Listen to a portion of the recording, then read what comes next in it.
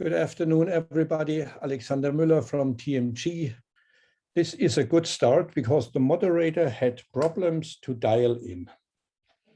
And if I have managed it to join, then everybody has managed to join. And thanks, Bruno, for having opened this meeting. And I'm very happy, unless I receive a different instruction, to welcome all of you. My name is Alexander Müller.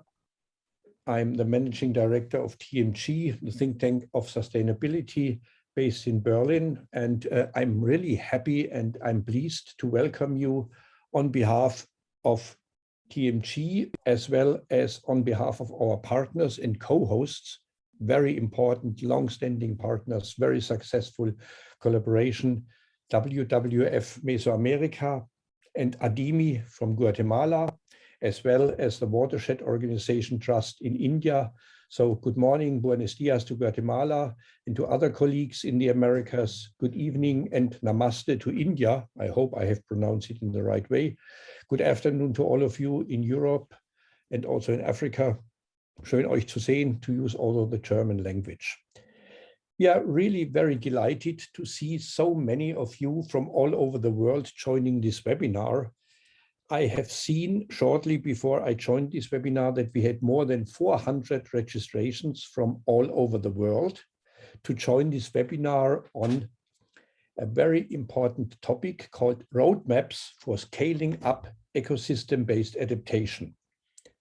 We are going to present to you, our colleagues are going to present to you insights from India and Guatemala. Let me be very frank. We are living in a time of multiple crises. And ecosystems are our life support system.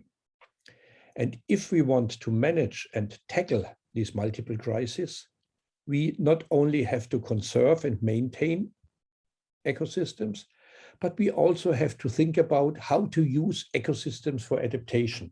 And this is what the webinar is all about, because our colleagues in Guatemala and India have worked very hard over the last years. They have made a lot of progress. They have very good experiences, and that's what they are going to present to you.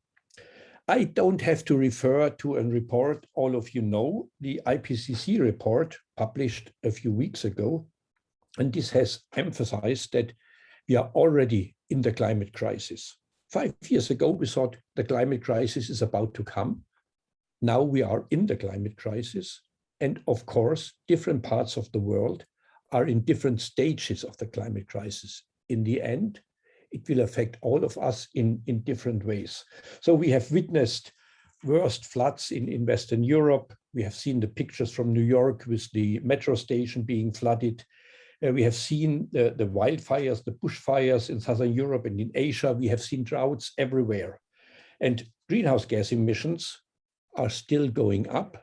And we know they have to be reduced drastically, immediately. And we in the industrialized countries have the biggest obligation to really do it. So we must reduce emissions, but at the same time, and that's what we are talking about, we have to adapt to changing climatic conditions. If we don't do it, we all know it will have devastating effects. And the protection, the use of ecosystems, they play a very, very important role. And this is what ecosystem-based adaptation, short EBA, is all about. It is using the power of nature, but it means also using it wisely. And we have good examples. EBA is about creating natural flood control, protecting landscapes, protecting nature along the rivers.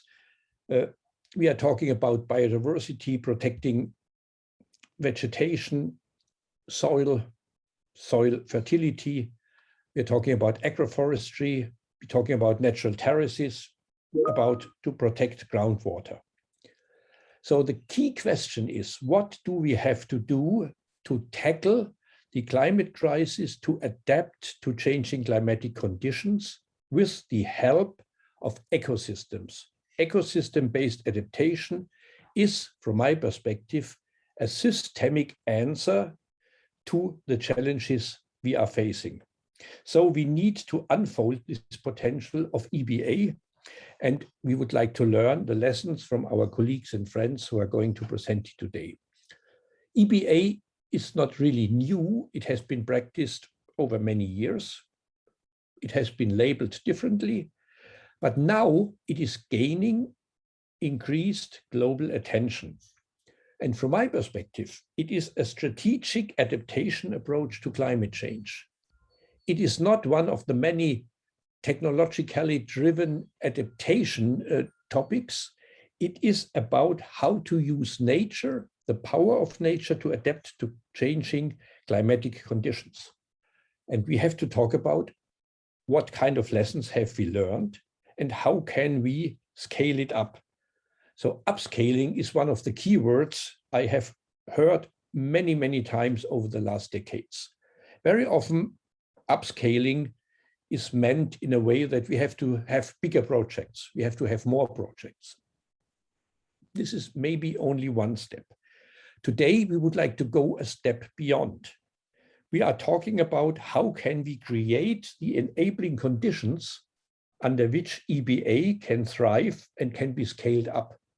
Enabling conditions, what types of alliances do we need? What kind of roadmaps, we're all talking about today about roadmaps, do we have to develop? What kind of policies do we need to help us to overcome the huge gaps which we currently have to admit when it comes to the implementation of the Sustainable Development Goals and the Paris Agreement on climate change? We want to achieve synergies in both. I'm deeply convinced that every dollar invested in sustainable development has to serve multiple purposes. And ecosystem-based adaptation is very, very at the forefront in doing so. And I again have to say, I'm really excited to explore these important questions with such an interesting and diverse panel. I already mentioned more than 400 registrations. We know not everybody is immediately at the beginning of such a meeting present, but we will see over time that we are having more and more people. The countries who have registered, Guatemala, Costa Rica, India, Thailand, United States, Canada, Germany, UK, South Africa, and me from Italy. So you, the panelists, you have the opportunity to really speak to the world. Please explain what you have experienced in Guatemala. What are the lessons learned in India? Because we need to set up a global network in order to learn the lessons and to scale up. But as in every meeting, after the introduction, the most important second agenda item is following, and the agenda item is called housekeeping. This is so important that they don't allow me to do it. And therefore, I would like to hand over to my colleague, Bruno from TMG. He has to make some housekeeping announcements, and he's going to tell you how to behave, what to do. Bruno, over to you, please. Thanks a lot, Alexander. Hi, everyone. Hola a todos. Welcome to this webinar. So just a few little technical briefing for you. I will try to be brief. So as you've seen, we have panelists and attendees in the call today. And of course, we want to make it interactive and participative for everyone. So all questions and comments are welcome, obviously. And these should be written in the Q&A section. So if you go to the bottom bar, there's a Q&A where there you will be able to ask questions, whether in English or in Spanish. You can write questions and comments, and participants can also upvote questions to stress their importance or agree with the question and wishing that it might be answered. And this is important for us because it will be helpful to select the questions to be posed to the panelists. During this Q&A session, we will address as many questions as possible. But in the meantime, you can also write comments and questions coming, and some questions will be answered orally and some questions will be answered in written. If you have any technical issue, we would like you to use the chat. So in the bottom bar, there is also a chat function, and this should be used really for technical issues, and we'll try to help you as soon as possible. So chat, technical issues, Q&A for questions and comments. We would like to ask also everyone to keep your mics on mute during the session. And of course, if you are also on Twitter, you can tweet about the session by using the hashtag upscalingEBA. So this is all on my side. Wishing you a great webinar and talk to you later. Thanks a lot, Bruno. And I know you are following the chat very closely. So if there are questions to Bruno, please approach him via the chat function so that he can reply to you. Okay, now I'm really excited, I have to say. Let's get started. And it's my real pleasure, and it's also an honor to introduce our first keynote speaker to you, the Vice Minister of Water, Mr. Neri Martin Mendes y Mendes from Guatemala. It is really an honor that you, Vice Minister, are taking your time to address this topic, and we take this as a very clear signal that you personally and Guatemala is providing support for EBA. And we could, over the last months in the work together with our partners, we can really see it.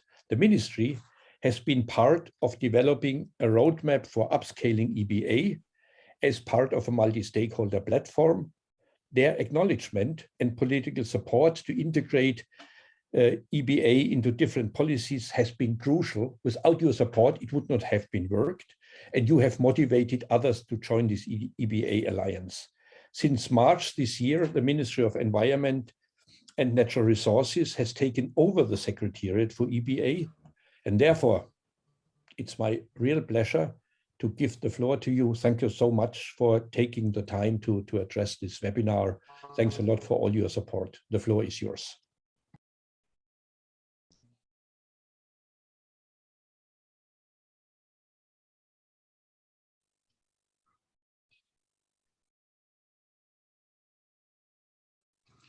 Muy buenos días.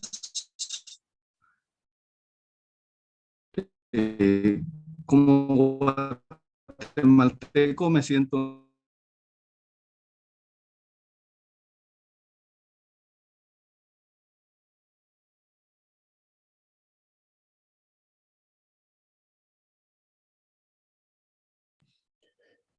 Yes, so those who cannot see and hear the Vice Minister, it's not a problem of your connection. I think we all cannot hear him. And now, Bruno, you have to do a miracle to reinstall the connection if possible. Already on it.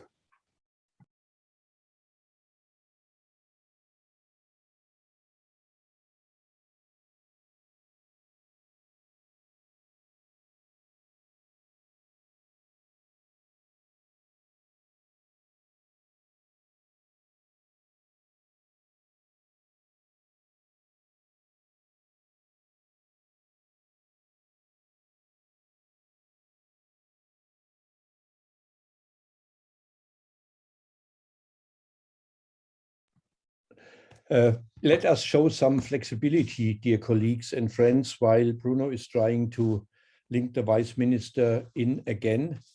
I would like to ask our distinguished keynote speaker from India, our honorary guest, Dr. Ashok Dalwai. Muy buenos días. Okay, Lamento tener hoy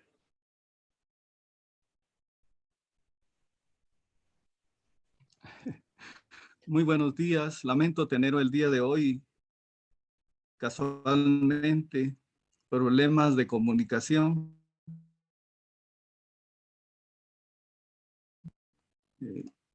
Difícilmente, usualmente hoy. Para Guatemala, en realidad, buscando comunidades que se adapten, utilizando principalmente ecosistemas, ya que las cuencas de nuestros ríos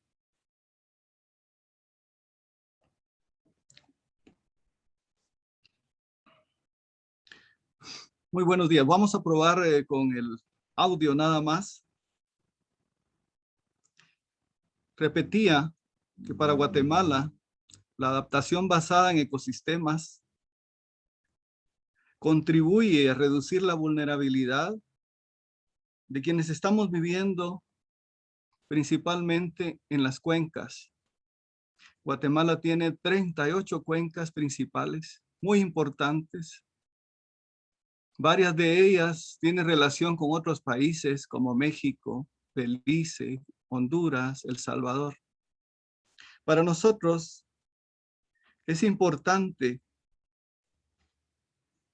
la adaptación basada en ecosistemas, ya que una serie de eventos que están afectando a todos los países, incluyendo a Guatemala, por ejemplo, las inundaciones ocasionadas recientemente por los huracanes ETA y IOTA, afectaron miles de personas y poblaciones, sobre todo en el lado norte del país. Las inundaciones cada vez son más frecuentes y también al mismo tiempo tenemos sequías. Se espera que estos eventos vuelvan cada vez más frecuentes e intensos debido al cambio climático. Por eso es importante para nuestro país, Guatemala, mejorar y mantener los servicios cruciales que provean las cuencas. Es necesario hacerlas más resilientes y adaptables a la variabilidad y al cambio climático. En este esfuerzo multilateral y de varios países como India, es importante seguir desarrollando alianzas con nuestros países vecinos, pero también con aquellos que tienen muy buenas experiencias, como es el caso de India y de Costa Rica y de nuestros países vecinos, México, El Salvador, Honduras. Entonces, gracias por incluirnos en este esfuerzo de varios países. Para Guatemala, el tener un viceministerio del agua en donde uno de sus objetivos principales es fortalecer las alianzas público-privadas en relación con las cuencas. Para eso tenemos un acuerdo presidencial en Junta de Ministros relacionados con el Acuerdo Gubernativo 19-2021 de este año, en donde se crean mesas técnicas a nivel de las cuencas. Tenemos el gran reto de 38 mesas técnicas principales de cuencas y más de 2,000 mesas técnicas en relación con las microcuencas. Nuevamente, agradezco la inclusión de Guatemala en este esfuerzo. Muchos éxitos y feliz día.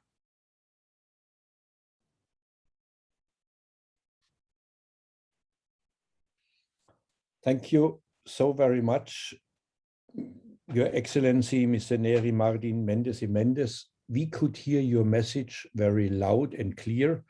And we also had the pleasure to look at a picture of you, but we could not see you live. So thank you very much for having taken your time. Let me add also personally to you. We know that adaptation is a technical topic. Adaptation needs participation. But we have also learned, especially because of your support, that it is also a political issue. Adaptation and complex adaptation measures, especially EBA, it requires political support. Otherwise, it will never go beyond the project level. Again, thank you very much for having participated here and for your very clear message. I would now like to give the floor to another honorary guest. I had already called him and I can see him on my screen, Dr. Ashok Dalwai. He is the director of the National Rainfed Areas Authority in India. And as part of the Ministry for Agriculture and Farmers' Welfare, its mandate is to design and plan watershed development programs, a very popular approach to sustainable landscape management in India.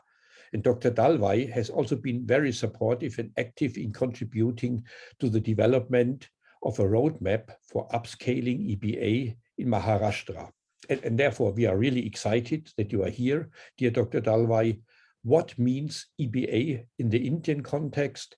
What kind of political attention has it gained so far? And I have to say, what I really like is that we have two very different countries, Guatemala and India, in this meeting to showcase that EBA can be applied in very different circumstances on different continents, but what is needed is the exchange and to learn the lessons. And therefore, the floor is yours, and we are looking forward to listen to you. Welcome. Very much for your words and this invite. Namaskar to everyone across the globe. I'm using the Indian format of saluting you all so that we do not compromise on the time zones that we are in differently. I would like to share over the next 5 minutes that India realizes the importance of the ecosystem-based adaptation, for it recognizes that this brings in comprehensiveness. How has India accepted this? I can substantiate through a number of initiatives, but primarily, as far as EBA personally specifically is concerned, it is now undertaken in the state of Maharashtra, which is a very large state, which is an arid zone, and therefore the impact of climate change, which is likely to be much more sharp. In that context, the choice of Maharashtra state is extremely appropriate. I have been privileged to be associated with all the stakeholders, including the principal actor, WOTR, led by Crispinos, to prepare this action plan. As I went through this motion, I personally appreciated the comprehensiveness of the ecosystem-based adaptation. I realized that not based on one component, it recognizes agriculture, which is the principal livelihood option for a majority in India, as a program that should be looking at all the aspects of livelihood. I would like to rather advocate the importance of EBA because it brings in, or it aims at resilience of the people primarily. It aims at resilience of the agriculture sector. It aims at improving the economic or the purchasing power of the rural communities. It aims at decentralized governance so that both planning as well as action become the responsibility of the local people themselves. And then it supports this scope by focusing on capacity building through information, knowledge, and governance responsibilities. And all this is possible only because it brings into play the collaborative effort to bring convergence, coordination, cooperation among all the stakeholders without making any discrimination between government and non-government actors.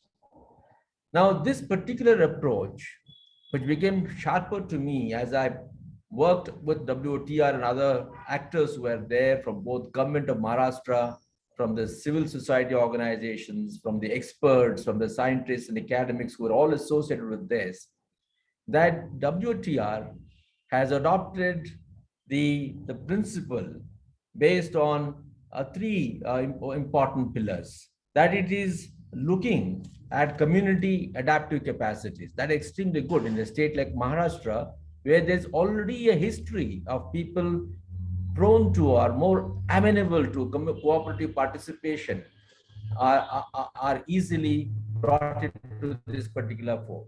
Second, it had built its principle on ecosystem services and biodiversity. In arid and a semi-arid zone like Maharashtra, with rolling topography, deficiency of rainfall, and increasing weather extremes, an ecosystem-based approach is appropriate, and that's what WOTR has done. And then, of course, as I was saying, that not only is it believing in the community participation, it is also focusing on building their capacities. So these particular principles, which constitute the pivot for this EBA action plan, is highly appreciable, and it can become a demonstration for all other parts of the country, because India, being a tropical country, is highly vulnerable to climate change. We're already seeing weather extremes. We're seeing rising temperature. We're seeing change in the seasonality of the rainfall patterns, and a large part of India depends upon the southwest monsoons in particular. Now, talking particularly of what kind of initiatives have been made in India, it may not be called EBA, but I can tell you with confidence that the basic principles of EBA are already seen in various initiatives. The first initiative, as in respect of my own organization, which deals with national rainfed area, because 54% of India's cultivable land is under rainfed systems. Whether it could be a deficient rainfall, it could be sometimes surplus rainfall, it could be a cold desert, because there are different ecosystems. But then people and agriculture are dependent on rainfall. So in this area, what we have now done is the first thing is to identify the priority districts or the priority areas for intervention based on what is called a composite index. As normally happens, there's too much of focus on natural resources at the cost of the human resources. The composite index that we have developed now looks at both human development index and natural resource index. So take a large number of parameters, for example, related to human beings. What is the level of their education? What is the level or percentage of people living below poverty line? How many people belong to the communities which are notified as highly deprived, or their access to markets? So various factors related to human development have also been taken into account to define the priority in respect of drought proofing. And of course, in terms of natural resources, the usual or suspects are there. The soil, for example, the rainfall, temperature, humidity, etc. So what we saw is that when we take both these factors into account, the ranking in terms of priority changes totally when we take only a natural resource index as the parameter. The second one is, we have now, based on this particular indices, we have started working in at least 24 districts across the country, where we have prepared a comprehensive drought proofing plan, which is based on landscape approach. We have gone beyond the traditional watershed approach, where there was emphasis on engineering tools, where there was emphasis on soil and water management within the defined watershed, whether it's a micro watershed or a larger watershed. We're now looking at the landscape, which means that all that falls within the boundary of a watershed, as well as those areas, including the forests, the pasture lands, and common property resources that lie outside it, also become now part of the watershed, the new drought proofing plan. And the third one is Government of India's emphasis to now base the agriculture on evidence. That means, how do we take up soil and nutrition management? Is it going to be indiscriminate, irrational? No. For the first time, in a way, India is the first country in the world which has adopted the universal soil health scheme, where we, based on samples from the farms, we determine the soil nutrient status and then advise the farmers to go in for evidence-based fertilization. So that is just one example to tell you that this, combined with the organic farming, the natural farming, where the focus is on building organic carbon through various interventions, in a way is an EBA, because it reduces the cost of production, it builds the soil nutrition, builds the soil biology, which has been neglected so far, and therefore makes production more sustainable.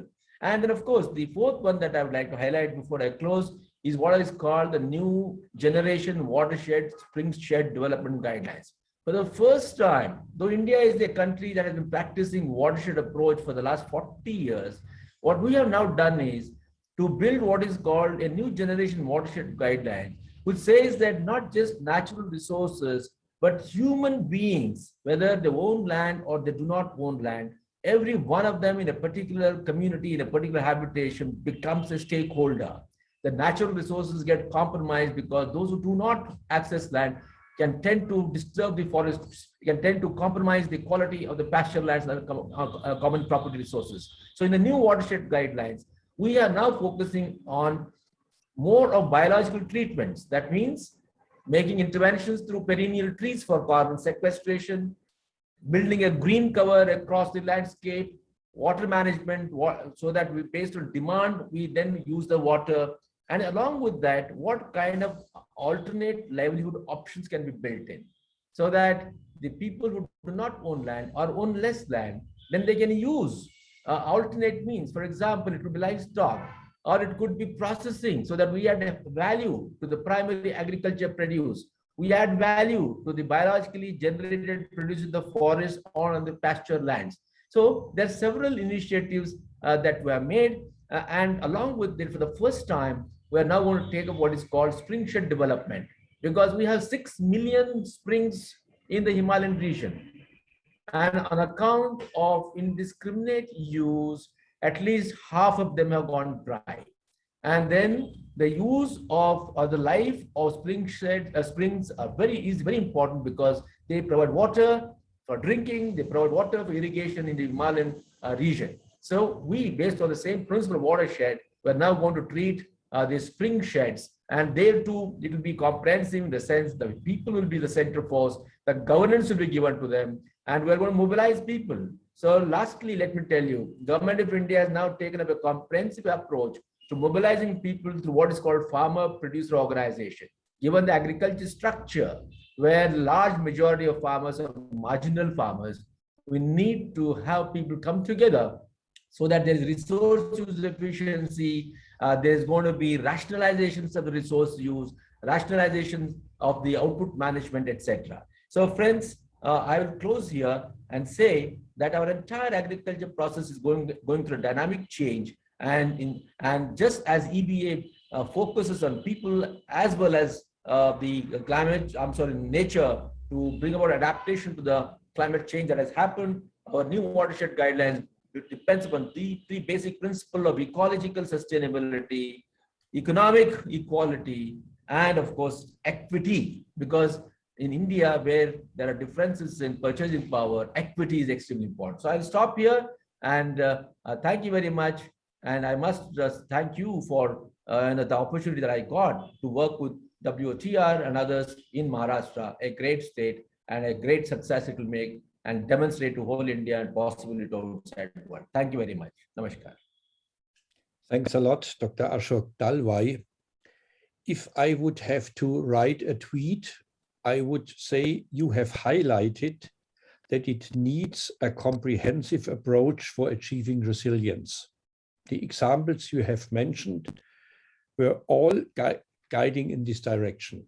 Thank you so much for sharing your information, your ideas and your vision with us. And I can only say I fully agree. Climate change is a multiplier of already existing risks, and it creates new risks. And therefore, we need a systemic answer. And you provided information and you provided evidence that India and you in your work are going towards it.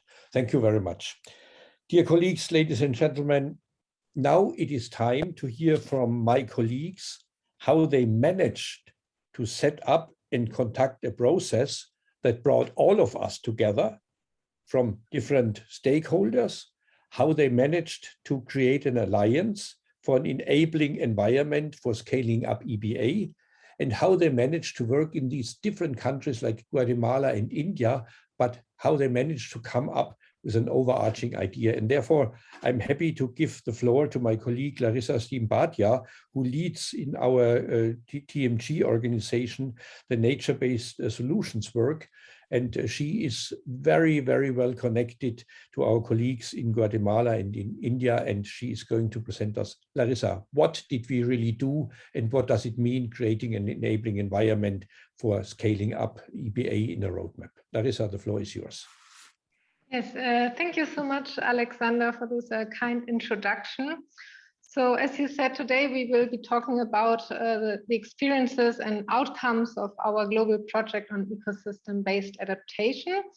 This is a project that is also part of the International Climate Initiative funded by the German Federal Ministry for Environment. Next slide, please. This project is being implemented by a consortium of partners, namely by the host of this webinar, so TMG based in Germany, WOTR in India, and ADIMI and WWF Mesoamerica and Guatemala. The project started off in 2018 with the goal of analyzing and strengthening the enabling conditions under which EBA can thrive and be scaled. And in this way, it has been led by the questions of how can implementation of voluntary agreements, such as the Paris Agreement on Climate Change and the Agenda 2030 on Sustainable Development, be advanced at country level, and what role can EBA play here as a multi-benefit strategy. And here also we ask the question of how can multi-stakeholder processes support the mainstreaming and upscaling of EBA. Now, given the huge gaps in implementation of the SDGs and other voluntary global goals, we wanted to test an approach that seemed challenging yet promising. So we developed a roadmap to promote and upscale EBA, and this we did jointly with different stakeholders from different sectors and across levels. Next slide, please. So I would briefly share with you the general approach that we adopted before my colleagues will share with you the country-specific insights. Now, when we started our project in India and Guatemala, we realized that context-specific evidence on EBA is not really widespread, but it's of course very necessary to convince policymakers about the value of EBA. So collecting evidence on the benefits and effectiveness of EBA in different locations was very central to our work. And the insights from the local level then informed the priorities and action areas that the roadmap for upscaling EBA would have to consider. The common approach in Guatemala and India was also to set up a multi-stakeholder platform that brought together organizations and individuals from public and private sector, from research and civil society, and from local to national level. Another early insight was that with so many existing policies and programs, we had to find entry points for EBA if it was to be seriously taken up. Then another important step was to invest in communication and capacity development, as Dr. Dalwey had already mentioned. So to bring together traditional knowledge and technical know-how in order to increase both political and also societal support for EBA. Now, as regards then the actual work of the multi-stakeholder platform, these platforms were very special in that they went beyond dialogues. They resulted in action. People came together in an alliance to join their forces and to work together on concrete work packages. And this strong involvement then led to the acknowledgement and endorsement of the roadmaps and EBA. For example, in Guatemala 3 years ago, EBA was not everywhere much talked about. Today, it enjoys very high political support, as we heard from the Vice Minister of Water from Guatemala. So despite similar project design approaches, the processes in Guatemala and India have also been very different, of course, given their different political and societal context. So let us now hear from my colleague Arjuna Srinidhi from Water about how EBA became more than a 3-letter acronym in the Indian state of Maharashtra. Over to you, Arjuna. Thank you. Thanks, Larissa. Hello, everyone. My name is Arjuna Srinidhi, and I work on climate change adaptation issues at the Watershed Organization Trust, or WOTR. Now, our project and the roadmap development focused on the state of Maharashtra in India. Now, Maha in the regional language means great, and Rashtra means state. So Maharashtra is literally the great state. And why not? With about 112 million people, it could well be the world's 12th most populated country. Even in area, it is about 3 times the size of Guatemala, or roughly the size of Germany. Unfortunately, Maharashtra is also very vulnerable to climate change for several reasons. Over 80% of the state consists of rain-fed drylands that are drought-prone and poor in natural resources. The frequency of droughts have increased 7-fold over the past 50 years. There are also floods due to the erratic weather, adding to the vulnerability of the farmers. Over 40% of the agricultural land is degraded, and groundwater levels are falling rapidly by 1 to 2 meters every year. Over 3/4 of the farmers are smallholders with less than 2 hectares of land. Their adaptive capacities are limited as they face rising deaths, distress migration, and even suicide in extreme cases. Also, the markets have pushed farmers into monocultures of cotton and sugarcane, aggravating the risk of crop failure. Against this background, we started our work by assessing the challenges and opportunities for upscaling EBA. Studying the government programs showed us that a number of them are specific to a certain sector, like water resources, agriculture, or biodiversity, often operating in silos. Standardized and rigid implementation methodologies that don't recognize locale specific issues and perceived trade-offs between ecosystem health and agriculture productivity by farmers, as well as the lack of financial resources and capacities of implementing agencies for some of the other challenges. We saw some opportunities too. One early insight was that considering the scale of the issues in Maharashtra, upscaling has to involve mainstreaming EBA into government policies and programs, while we also engaged with other actors. The other significant opportunity we saw was that watershed development is a well-accepted response to the challenges of dryland areas, like for about 40 years, as Dr. Dalwai mentioned. This also has the potential to integrate several areas of intervention, and there are a number of success stories in this regard. But upscaling such success stories would require bringing together several stakeholders to see the value of such an integrated approach and to find resources, including technical and financial. Larissa has already explained the broad process that we followed to develop the roadmap. So I will focus on the process that we followed in Maharashtra specifically. We brought together several stakeholders from different sectors, from the local level to the state level, and had several rounds of multi-stakeholder consultations around the importance of EBA during 2019 to build awareness and generate a buy-in.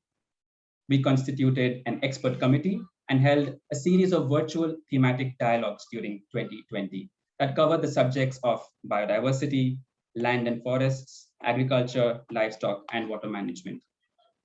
The purpose of these consultations was to discuss ideas on how to upscale and mainstream EBA into the different programs and policies of each sector, as well as how to improve the collaboration between sectors. Now here, Water's own insights in implementing and pioneering community-led watershed development initiatives was an important input. Finally, this collaborative process resulted in an evidence-based and demand-driven roadmap for promoting EBA and promoting and upscaling EBA in Maharashtra that was presented at the final state level consultation in 2021. While we don't have time to go into the details of the roadmap, I will briefly mention the 6 basic elements that all stakeholders agreed upon. A shared vision and understanding of EBA, mainstreaming the actions into government programs, building capacities of practitioners and local administration, identifying financial support, M&E mechanisms through the lifetime of the initiative, and identifying relevant links to global goals such as the SDGs and Paris Agreement. Considering the size and scale of Maharashtra, implementing this roadmap is not going to be quick or easy, but very necessary and certainly doable. With concerted efforts from all stakeholders, our roadmap suggests that this is possible by the end of this crucial decade of action from 2021 to 2030. Reflecting on the highlights of the roadmap development process, we find that facilitating the multi-stakeholder dialogues was perhaps the most significant one. Improving coordination between various stakeholders is something that is often mentioned in projects, but actually facilitating this despite the pandemic and the lockdowns was something that was a significant outcome for us. The result of these inclusive stakeholder dialogues was seen during our final state level consultations, where we got a unanimous acceptance of the EBA approach for building climate resilience in Maharashtra. 78% were in complete agreement with the joint statement released during this event, and a further 22% agreed with the overall approach, but with some feedback on the details. Overall, no one had any reservation about the EBA approach for Maharashtra. It was also interesting to see uptake of the term EBA in several state and national policy circles. For example, Dr. Dalwai, who spoke earlier, refers to EBA when he talks about reimagining the next generation of watershed development in India in various forums. The joint roadmap development with the various stakeholders also prompted the creation of a national network for collaboration on EBA, which I will return to in my last slide. And finally, this roadmap development process was a time of deep reflection for us at WOTR. A holistic approach to watershed development has always been a part of WOTR's DNA. However, the work on EBA highlighted the need to articulate our holistic approach as an ecosystem-based approach. There have been many lessons learned and insights gathered during the past couple of years. The unanimous acceptance of the roadmap from the diverse stakeholders showed us that getting a buy-in from early stages of the project was crucial. We believe what also contributed to the buy-in was an understanding of the value that different stakeholders saw in EBA from their different perspectives. For instance, the local community representatives realized that EBA doesn't lead to any compromises in income, and in fact, make it more sustainable or resilient. Government officials began to see synergies that the EBA approach has in existing programs related to watershed development or agricultural schemes. While these programs may not be ideal examples of EBA yet, with some tweaks here and there, they do have solid potential to become one. Senior government officials, especially those at the national level, also began to see the extent to which EBA can contribute to several global targets that India is also committed to. Even in terms of communicating these different benefits of EBA, having a customized outreach strategy for each stakeholder group is something that served us very well, like case studies, synthesis reports, capacity building workshops, blogs, and films for different audiences. We believe we have initiated a fair amount of momentum around EBA in Maharashtra, but this is definitely not where the roadmap ends.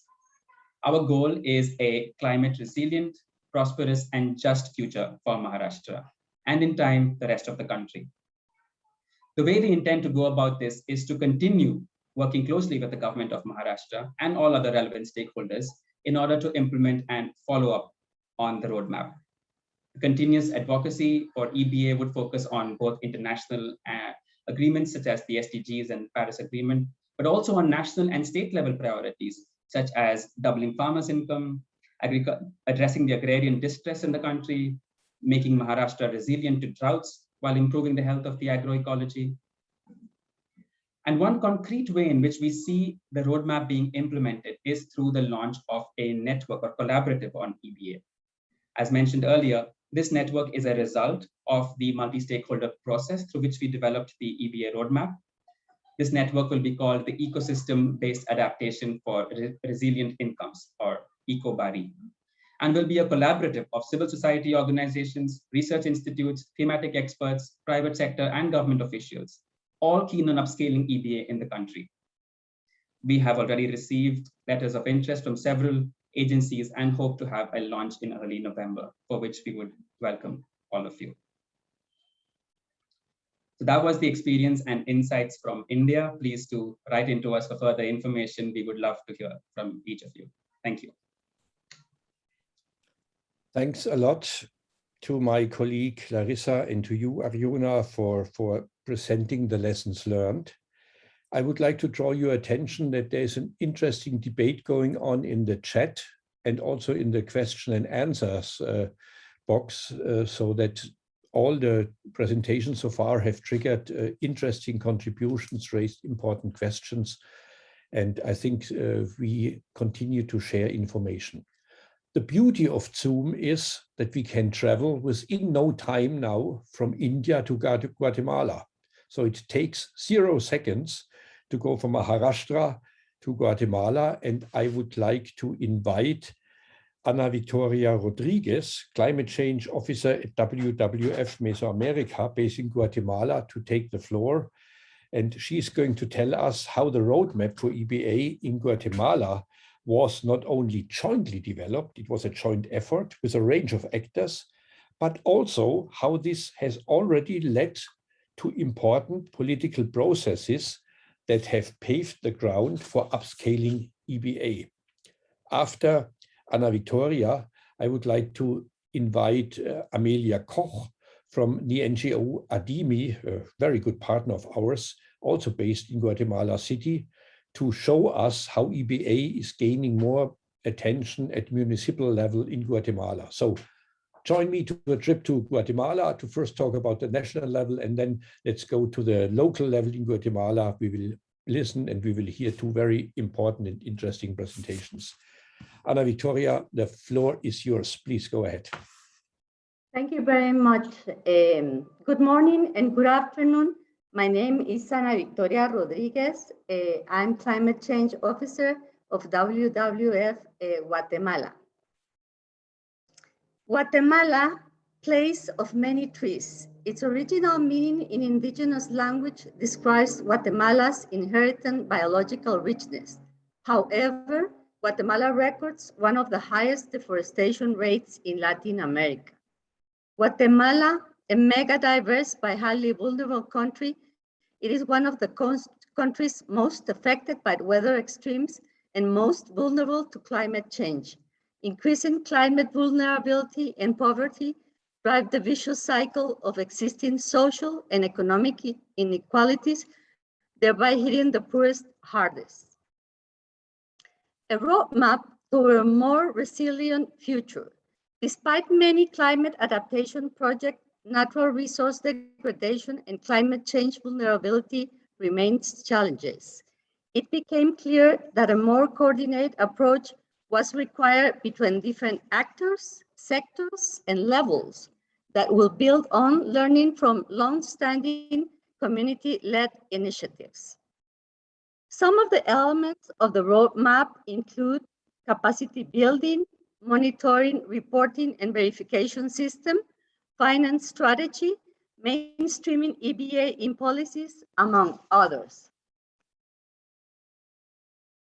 What was the relation between the roadmap and the technical EBA group? To design a roadmap in a participatory way, the project brought together around 30 stakeholders from academy, public sector, private sector, as well as local, national, and international organizations, and create a platform, the Technical EBA Group. This group shared knowledge about EBA, but this platform went beyond. It brought institutions together to work on building blocks for upscaling EBA that resulted in several processes to create enabling conditions for upscaling and mainstreaming EBA into different policies. 2 years after the Technical EBA Group has been formed, it is a well-recognized platform to consult on EBA. The process creates ownership on all the stakeholders. As my colleague Larissa mentioned, the term EBA was not clearly known in Guatemala when we started the project. So one important element of the roadmap became to create a common understanding of what EBA means. We thus organized the first National EBA Forum in 2019 in partnership with members of the Technical EBA Group.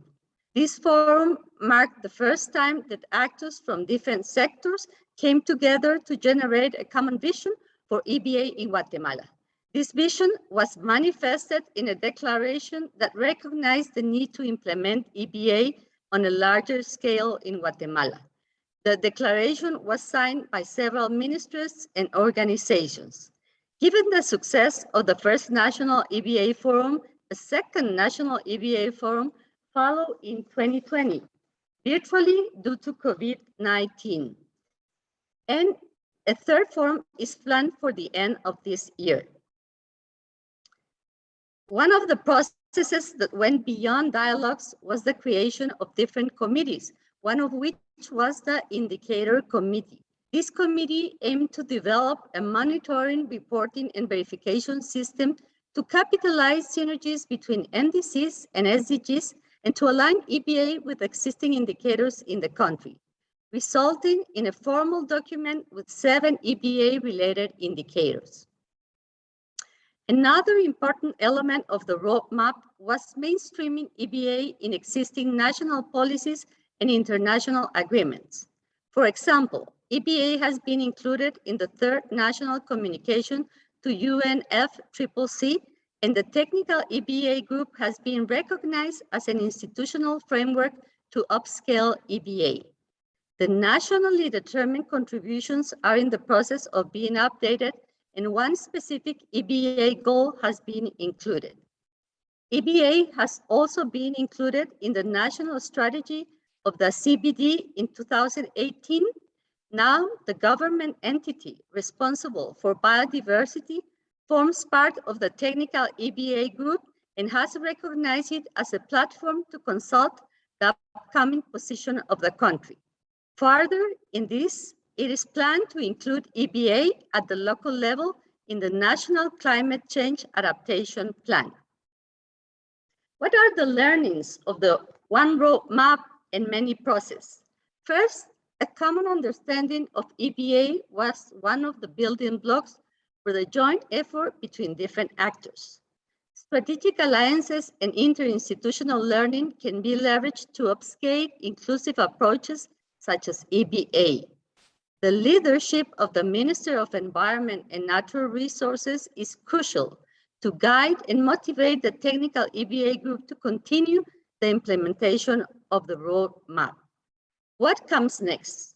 First, to incorporate greater participation of the private sector to the roadmap and the technical EBA group, to strengthen the technical EBA group to continue with the implementation and update of the roadmap, and to upscale EBA at the local level as it was done in the case of Chantla, which my colleague Amelia Koch of ADIMI will present.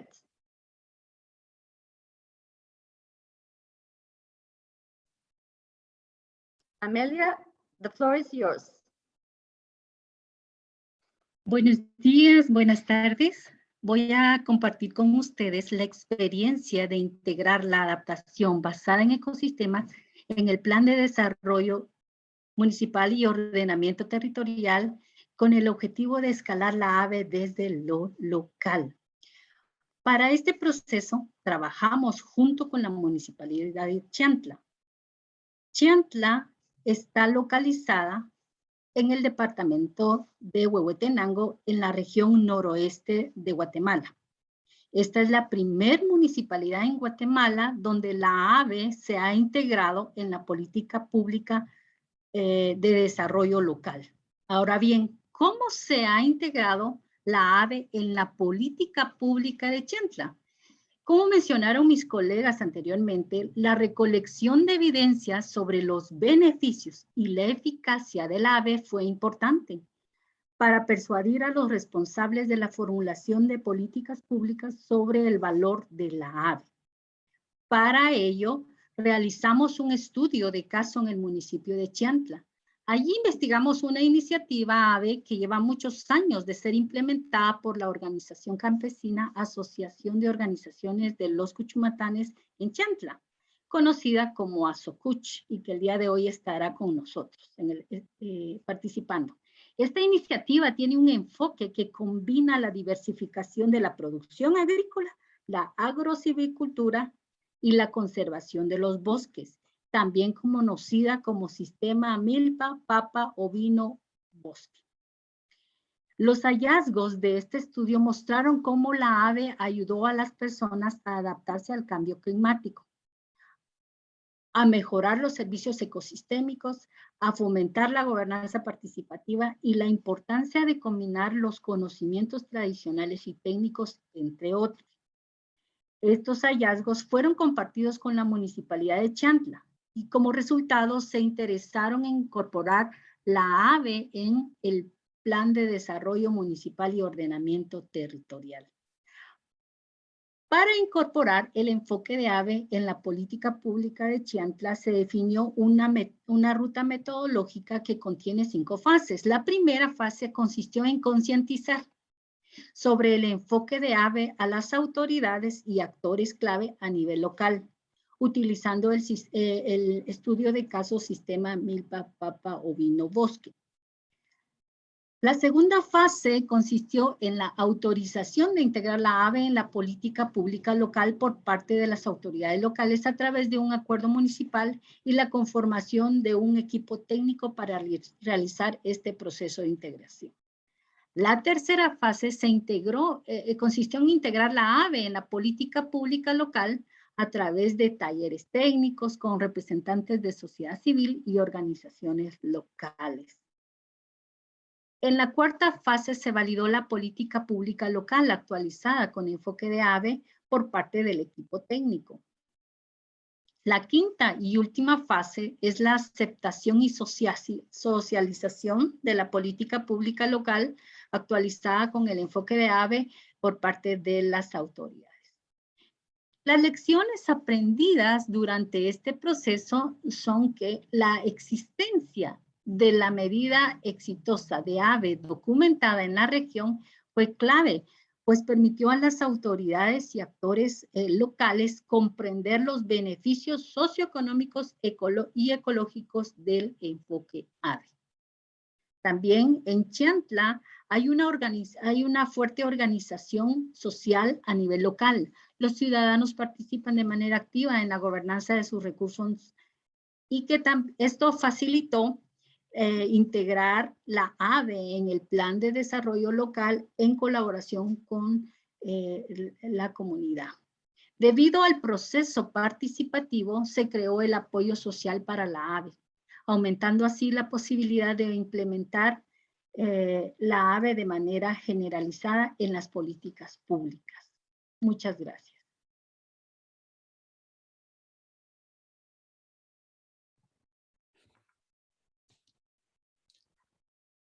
Thank you very much, Ana Victoria and Amelia, for sharing the stories, your insights, and informing us about the roadmap process. Dear participants, we are not talking about technical issues. We are not talking about the fact that EBA is a proven concept and that there are many projects all over the world that have demonstrated EBA is working. We are not sharing some of the problems being experienced in EBA. We are talking about how to use the existing knowledge, the existing evidence to build up political momentum, to scale up EBA, ecosystem-based adaptation, and to gain political momentum. The key word is creating a roadmap in Maharashtra, in Guatemala, to build on the lessons learned, on the experiences of our colleagues, the implementing partners and others, in order to gain traction towards adaptation. And this is what we are going to discuss also now in our panel. Dear participants, at the end of the panel, we will have the opportunity for you to raise your questions. My colleague Larissa will give you speaking rights after you have raised questions, and you will be able to speak. But before that, we are going to listen to a very experienced and distinguished panel. And I would like to start with giving the representative of a minority on the panel the floor. The only man, the only male participant on the panel exceptionally has the right to speak first. And therefore, I would like to invite our first panelist, Sergio Alonso, technical manager from the farmers organization Asokuch, composed from 23 smallholder farmers associations and cooperatives, bringing together 10,000 families located in a mountain area in northern Guatemala. He's going to speak on behalf of his constituency. And dear Sergio, can you share with us how your organization has been involved in the roadmap process in Guatemala, and what have been the main challenges in practicing EBA? And these challenges, they need to be addressed for scaling up EBA at local level. Sergio, the floor is yours, and we are really looking forward to your report. Muchas gracias, muy buenos días, buena tarde, buena noche para todos. Para nosotros es de mucho agrado participar en este evento. Tal como lo indicaron, nuestra organización está conformada por pequeñas organizaciones de productores, principalmente organizaciones integradas por familias campesinas e indígenas y que habitan la Sierra de los Cuchumatanes en altitudes que van de 800 a 3.800 metros sobre el nivel del mar. En nuestro caso, nos incluimos al proceso de implementación de la hoja de ruta y también al estudio de caso que se realizó en el marco del proyecto, con el estudio de caso de una de las microcuencas en las cuales trabajamos. Nuestro enfoque ha sido muy vinculado al tema de trabajo a nivel de cuenca y microcuenca. Y es uno de los tantos casos exitosos que tenemos en la Sierra de los Cuchumatanes, lo cual se ha construido con mucho trabajo, con participación de las comunidades.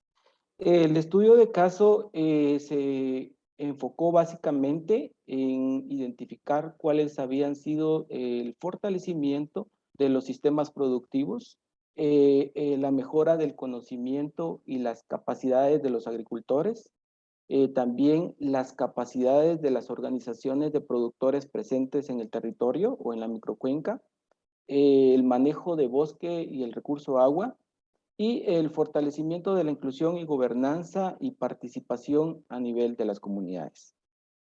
Es importante indicar que durante los últimos 20 años, nuestra organización ha integrado acciones que vinculan la adaptación al cambio climático, manejo de recursos naturales, conservación de la biodiversidad, manejo y conservación de la agrobiodiversidad, la cual es de suma importancia vinculado al tema de seguridad alimentaria, el mejoramiento genético de especies menores, principalmente ovejas, y el desarrollo económico local en torno a cadenas de valor para generar ingresos económicos a nivel de las microcuencas. Como repito, utilizando como unidad de medida la microcuenca. Cuando escuchamos por primera vez el término adaptación basada en ecosistemas, no fue difícil hacer el vínculo al trabajo que ya veníamos realizando en la Sierra de los Cuchumatanes. Simplemente pudimos hacer la integración de las acciones para dar respuesta a la efectividad de las diferentes prácticas que ya realizábamos a nivel de las comunidades. Nuestra organización está convencida que es de suma importancia y que se debe de trabajar para continuar con el escalamiento. Sin embargo, debe de existir los recursos financieros económicos disponibles, tal como lo establece la hoja de ruta en el numeral 2.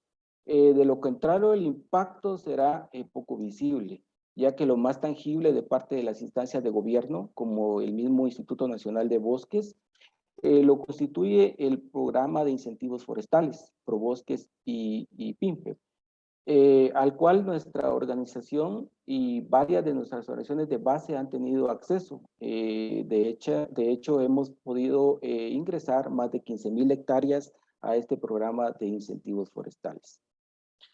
Tal como lo indicaron las colegas que me antecedieron, se han realizado todos los esfuerzos para que el término AVE quede inserto en las comunicaciones de cambio climático, en los NDC y en las posiciones de país ante la Convención Marco de Naciones Unidas sobre el Cambio Climático. Sin embargo, aún existe un largo recorrido para su implementación a nivel de Guatemala. Es necesario trabajar muy fuerte, principalmente con los gobiernos municipales, para que prioricen las asignaciones presupuestarias para implementar medidas AVEs, apoyar de manera directa a las comunidades indígenas y campesinas, quienes son los actores principales que buscan adaptarse a las condiciones cambiantes del clima día a día.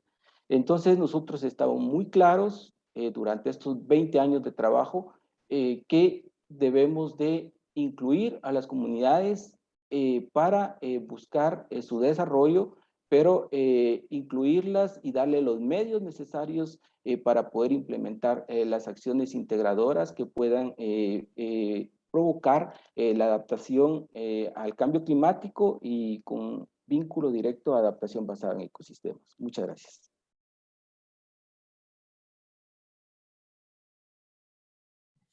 Thank you very much, Sergio.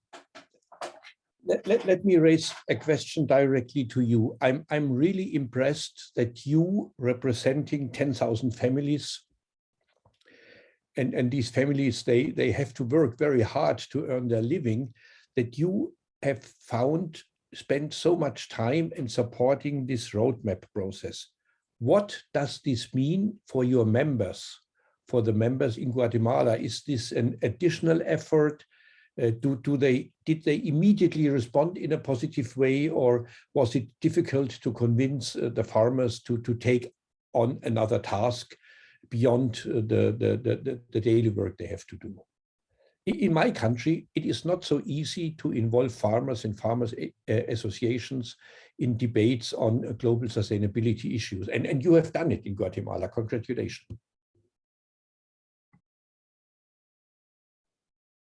Bueno, nuestra organización ha trabajado muy fuerte en el tema de incidencia política, principalmente con el tema de los incentivos forestales. Y tenemos un recorrido muy fuerte, es más, nuestra organización estuvo participando muy activamente en la generación hasta de una iniciativa de ley que promovía el tema de los incentivos forestales para pequeños poseedores de tierra. Entonces, la dinámica de nuestra base, cooperativas y asociaciones, está muy clara. Si no trabajamos en acciones de incidencia política, entonces no vamos a tener los resultados a mediano plazo. Entonces, no fue difícil hacer ese vínculo de lograr que las organizaciones o los líderes campesinos se inserten en estos procesos. Entonces, estamos claros de que las herramientas se construyen, la hoja de ruta está, pero estamos también un poco preocupados porque tenemos la hoja de ruta, pero esperamos que realmente esto se convierta en una acción y que tengamos ese contexto, ese término de AVE realmente implementado en campo con acciones como las que tenemos nosotros, pero escaladas a nivel de otros territorios.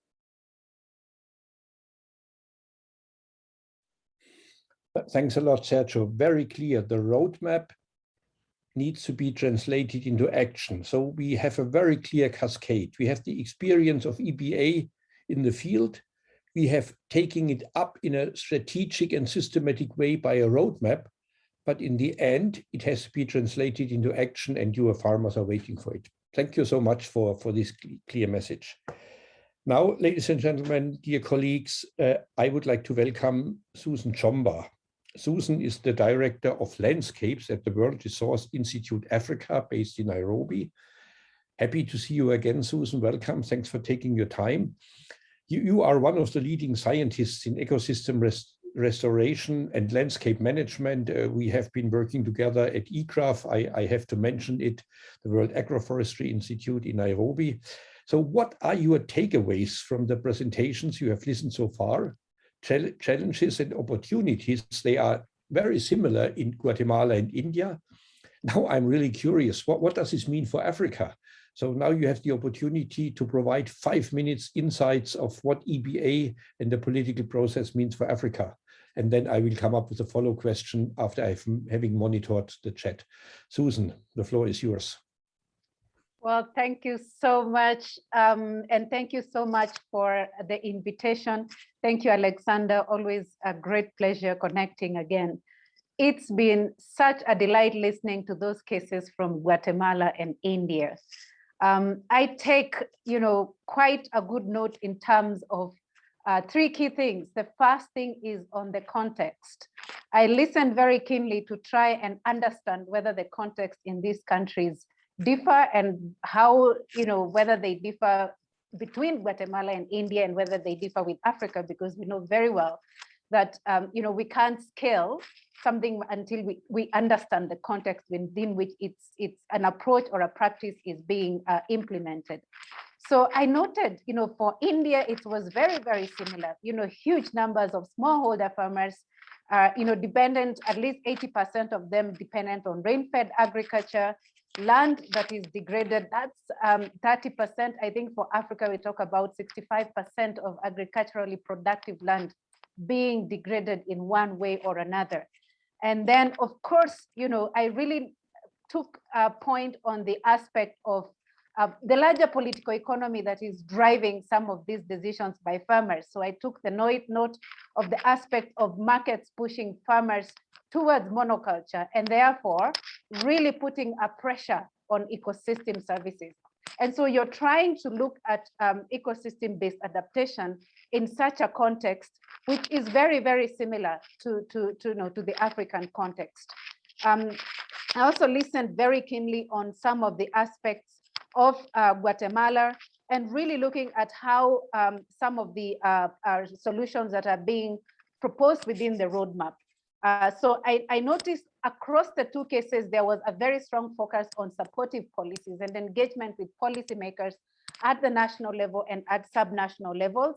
I think for Africa, I want to also mention, and this is not to try and make like Africa is a huge continent, there's a whole big of diversity, but in the countries that I've worked in, which is a lot of them on this continent, is that noting that kind of a starting point is not very unusual, because we realize that policy offers a key lever for scaling. But I think what I was struggling to try and put here together is whether then, if you look at the policy, or if you address the policy issues, do you then address the scaling issue? So I would have wanted us to flesh out a little bit on that. And specifically, I do also agree that intersectoral coordination in this continent as well is quite very poor. There's a lot of sectors that work in silos.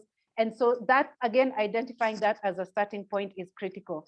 I saw a focus on, in India, I think there was something very interesting that Dr.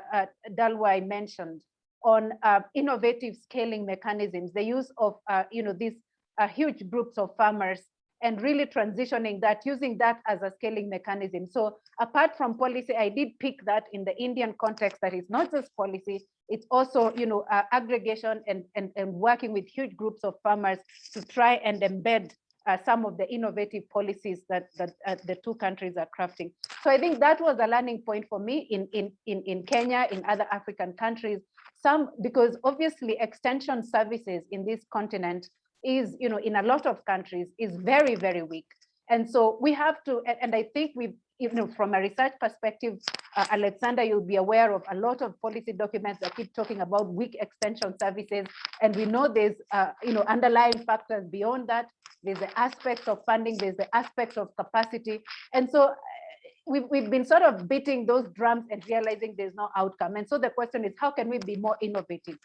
And so these kind of models of working through farmer groups and really looking at ways of farmer to farmer learning, and of course, bringing in other actors who can work with farmers is really critical, rather than just relying on the model where an extension service from the government is supposed to meet all the capacity needs for farmers, and we know that that is probably a very long shot. So those were interesting for me in terms of the parallels, the differences that I was trying to drive with Africa. And of course, for me, what I really want to see is whether, when you have that policy engagement, as I mentioned, and there's the question of whether you want to start from top to bottom or bottom to top, or you want to work on both sides for ecosystem-based adaptation. I think what's critical is that ecosystem-based adaptation is not new, right? A lot of the terminology may not be familiar with the farmers, but when you look at the practices, when you start engaging with the farmers on what kind of soil conservation measures, kind of biodiversity protection measures, then so that is what we mean by ecosystem-based adaptation. But so that scaling, do we need to focus bottom up, top down, or both ways? So that for me, I would have loved to hear a little bit more on that. So just to summarize, the issue of context, the issue of policy, and the issue of the scaling mechanism, whether we need to focus more on both bottom up and top down mechanisms.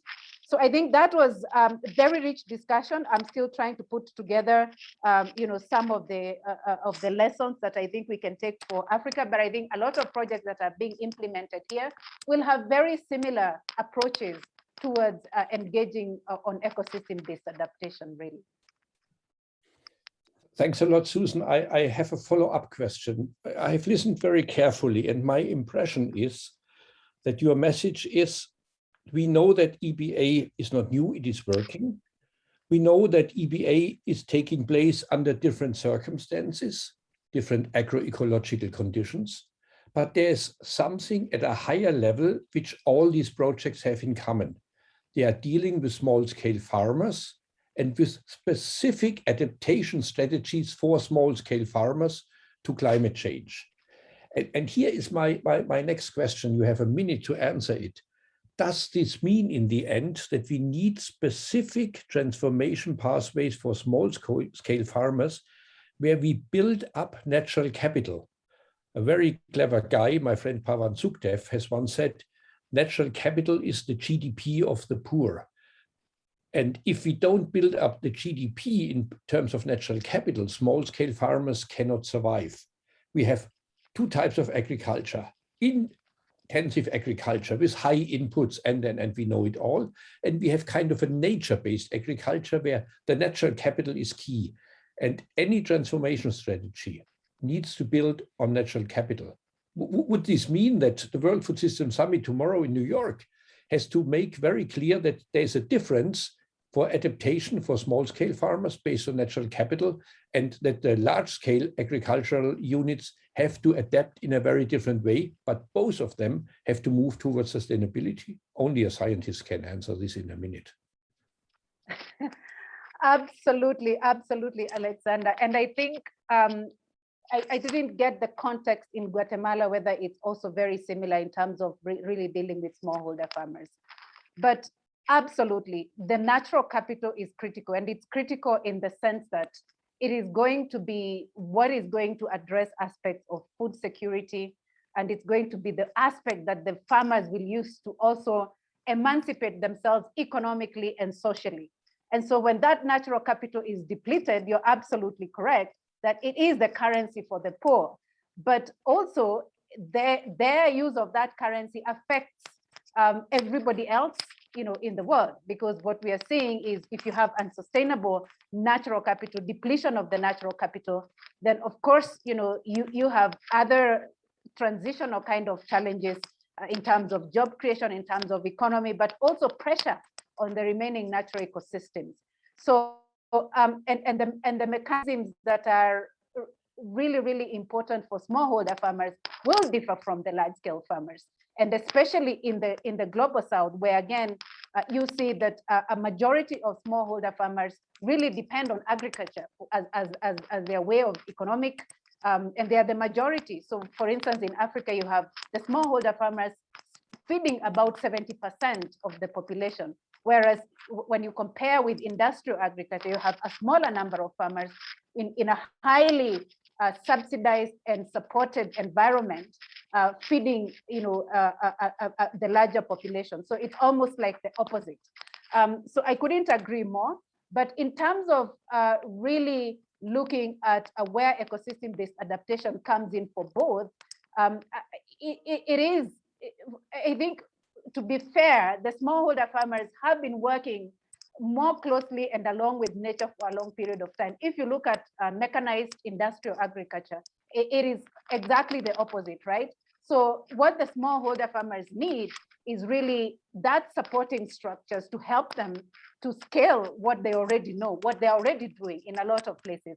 A lot of them, and in fact, in looking at aspects like agriculture inputs, they gravitate towards, what again, Dr. Ashok mentioned, that, because you're looking at economic trade-offs, how much am I going to save from buying fertilizers, pesticides, if I use biological and natural methods? And if you can be able to make the case for that with smallholder farmers, absolutely. So you're really working with what they already have. Whereas on industrial models, it's the opposite. We are trying to convince farmers who've not been working with these kind of structures to start adopting them in that kind, and so the dynamics are different, but we need to work towards the same goal. Thanks a lot, Susan. We will follow up on this discussion. This is not the last interaction, but this is a perfect way to invite our next speaker, Namita Vikas, founder and managing director of Auctus ESG, a private company based in Delhi. And you are advising companies on how to invest their money in a sustainable way. And this is exactly the key word, investment in a sustainable way. We have heard earlier that funding for climate change adaptation and EBA is urgently needed. I personally don't think that public money can solve it all. So when we talk about upscaling, we need the private sector. We need private sector investment, but in the right way. And therefore, please tell us shortly what your firm is doing in sustainable finance and how you have perceived this discussion. Namita, happy that you are here and the floor is yours. Thank you very much, Alexander, and it's a pleasure to be here, and thank you very much for inviting me. Well, you know, I mean, we've heard a lot of earlier speakers mention about how government, civil society, multilateral agencies are appreciating the effectiveness of EBA and its multiple benefits, and EBA is now being used in hundreds of projects across the world, also getting finance. I mean, one of the classic examples is the government of Germany that has funded many EBA projects in the tune of over 130 million euros since 2008. But given the connect between natural ecosystems and socio-economic activity, if business as usual continues wherein the world's ecosystems have already declined in size and quality by 47% versus the estimated baselines, then the loss to biodiversity will represent an economic loss of over $479 billion per year. And this is almost 50% of the global GDP is said to be moderately or highly dependent on nature, very much linked to natural capital depreciation. So to tackle this interlinked crisis of climate, biodiversity, land degradation, a total investment of $8.1 trillion is required by 2050, and we have just about $50 to $80 billion per year. So the investment gap, one must also recognize the fact that is being worsened by public incentives and subsidies that are potentially harmful to biodiversity or ecosystem-based activities. And you know, pulling this back is in the benefit of climate adaptation finance needs. So, you know, given the interconnectedness between the natural ecosystems and the socio-economic activities, the role of financing becomes even more acute. And that's where Octus CSG, my company, is working with governments, working with multilateral agencies, as well as financial institutions to see how these could look at the challenges and the opportunities. So, you know, a case in point is biodiversity finance, for example. This whole space is evolving. Projects are often based on unproven concepts and technologies, and that makes the perceived risk as very high by investors or by bankers. And that implies developers are often unable to show a track record in terms of cash flow generating projects or scientific evidence data. In India, for instance, the largely asset collateral driven banking culture, the banking lending culture, makes it even tough to get credit for such high risk perceived nature projects. And next, there is the high dependency on externalities and the variables involved. So in minor fluctuations in any one of these potentially reduces the expected cash flows, and climate risks alone today add to so many variables that it impacts the risk profile and the investor's interest. And the third point is on the long gestation periods of these kind of projects, right? Most nature-based or ecosystem-based projects start producing cash flows, which bankers or financiers are looking at only after a few years. And given these tenors are really long, it is not attractive for shorter tenor financing. And for those investors that are looking to short to medium term kind of returns. So we need to really look at innovative financing mechanisms to be able to make good of this opportunity. And there are, financing instruments that have shown or demonstrated impact on ground. So for example, the Althea Climate Fund focuses on projects aimed at REDD+. It is supporting the scale up of the Sumatra Mereng peatland project with an impact investment of 5.1 million euros that is restoring more than 22,900 hectares of peatland rainforest in the Merang region. So, you know, these are kind of models that can get replicated across India or in Guatemala. And then there are structures like blended finance or sustainability bonds. I think forest bonds, there's been an uptake, and this is a very interesting instrument where a lot depends on the structuring. So the bond issuer generates revenues by placing the yet to be issued carbon or ecosystem service credits as collateral, and by selling certified forest related products such as timber or ecotourism. So these are a kind of instruments that need to be looked at for EBA solutions and for EBA financing. Environment impact bonds, and these are very replicable. So what we do is we work with institutions, we work with governments to look at where is the opportunity and how could we structure these kind of products, and also look at leveraging DFI funding. So how do you look at the funding that is available from the development financial institutions for such facilities, and then materialize them into actual financing that happens in countries. Thank you very much. Thanks a lot, Namita. You brought in many new aspects, and that's the reason why we have invited you. Thank you so very much. When talking about upscaling EBA, it would mean, after having listened carefully to you, that the private sector, people like you, have to be involved in roadmap processes, so that these roadmap processes also take into account the perspective you have just presented. Under which conditions can we invest in nature-based solutions? Are they high risk or low risk? So that we do not present a roadmap looking only at public money, but also looking at investment opportunities, which in the end should, of course, be good for the farmers, improve their livelihoods, generate more income, but also creating opportunities for responsible investment. Not for everybody wanting to earn money, but for responsible investment, for sustainability. So you should be invited to such roadmap processes. And what would you bring into these debates? How should a roadmap process look like so that it is attractive also for you? Thank you. I think one very important point that came out from all the presentations that were made earlier is the collaborative approach that was taken, which made it possible. And I think, the good news is that investments in nature-based solutions will have to triple by 2030 and increase fourfold by 2050. So this serves as a big financing opportunity that nobody can ignore. Neither can governments ignore, neither can central bank regulators ignore, nor can DFIs or developmental players or key financial institutions ignore this opportunity. And the alpha will get created by having public as well as private sector to come together to be able to mobilize that capital. And the right regulatory conditions exist where structuring of partnership-based financing models, these have also shown success.